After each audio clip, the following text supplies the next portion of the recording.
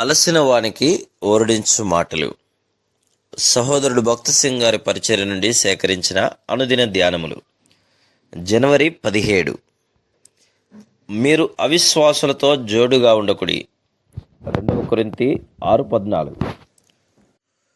యెహోషువ దినములలో ఇశ్రాయేలీయులు దేవునికి సంపూర్ణముగా విధేయత చూపుటలో తప్పిపోవటం వలన వారు యెబూసీయులను వెలగొట్టలేకపోయిరి. బెన్యామీనీయులు కూడా ఈ ప్రజలను నీళ్లు చేదుటకు, కట్టెలు నరుకుటకు, దాసులుగా తమతో ఉండుటకు అనుమతించిరి. అలాగున వారు పెద్ద తప్పు చేసిరి. ఇప్పుడు వారు చాలా బలముగా ఉండి దావీదును పరిహసించిరి. యెబూసీయులు దావీదు లోపలికి రాలేడని తలంచి, నీవు వచ్చిన ఇచ్చటి గురుడివారును కుంటివారును నిన్ను తోలివేతురన్నది. 2 సమూయేలు 5:7. దావీదు దేశమంతటి మీద రాజొకటకు ముందు ఈ యెబూసీయులందరూ ఓడించబడవలను. తరువాత ఒక్క యెబూసీయుడు ఎలాగున మిగిలి ఉండెనో చదువుము.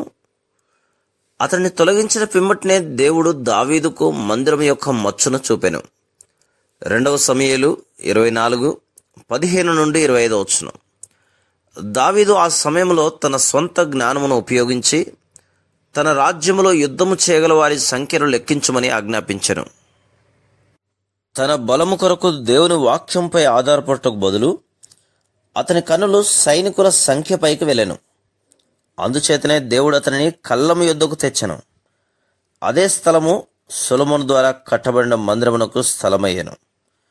తర్వాత సొలొమోను తన తండ్రి అయిన దావీదునకు యెహోవా ప్రత్యక్షమైనప్పుడు మోరియా పర్వతమందు దావీదు సిద్ధపరిచిన స్థలమున యెబూసీయుడైన ఒర్నాను కళ్ళమందు దావీదు ఏర్పరిచిన స్థలమున యెహోవాకు ఒక మందిరమును కట్టనారంభించెను.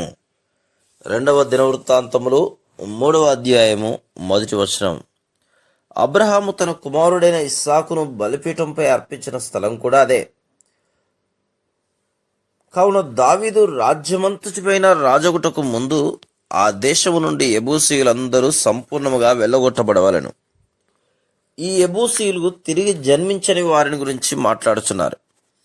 వారు లోక సంబంధులు. దేవుని మందిరములో వారికి ఏదైనాను కొంత అధికారమును ఇచ్చినప్పుడు వారు యెబూసీయుల వలె బలముగా నవ్వుదురు. తిరిగి జన్మించని వారికి దేవుని మందిరములో భాగము గాని పాలు గాని లేదు.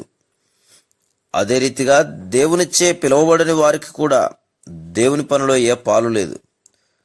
కొన్ని గుంపుల మధ్య ఓటు వేయుట, ఎన్నుకొనుట ద్వారా కొంతమంది సంఘములో పదవిలోనికి తీసుకొని రాబడదురు.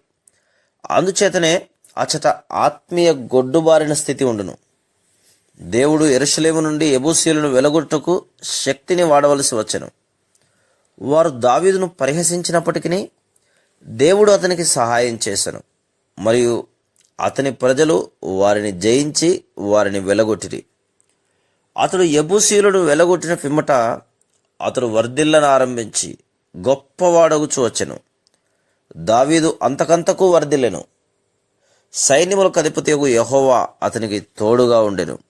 2 సమూయేలు 5:10.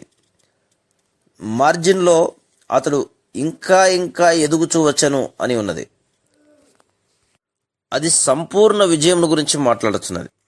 కావున స్నేహం ద్వారా కానీ, లేక వివాహము ద్వారా కానీ, లేక ఏ ఇతర బంధుత్వం ద్వారా కానీ మన జీవితంలోనికి ఏ యెబూసీయుడు రాకూడదని చూస్తున్నాము.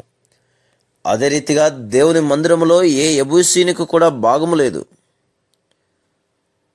తిరిగి జన్మించని వారికి, దేవుని సేవకు పిలువబడని వారికి దేవుని మందిరములో ఏ భాగమును లేదు. Praise the Lord.